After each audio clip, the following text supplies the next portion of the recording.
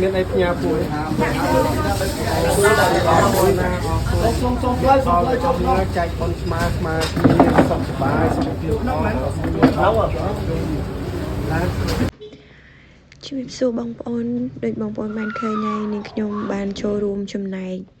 ចូលរួមជាមួយនឹងលោកពូព្រាបសវត្ថក្នុងការជួយដល់បងប្អូនវិរៈកងទ័ពជុំមុខនិងបងប្អូនភេសករបស់យើងដែលភេសកលើកនេះគឺច្រើនមែនតើបងប្អូនហើយនាងខ្ញុំចាមានតែទឹកចិត្តសម្រាប់ទៅតាមសមត្ថភាពនិងលទ្ធភាពដែលអាចធ្វើបានបងប្អូនទាំងអស់គ្នានេះគឺជាសកម្មភាពដែលលោកពូរៀបចំជាមួយនឹងគ្រឿងឧបភោគបរិភោគនិងអំបុកលីង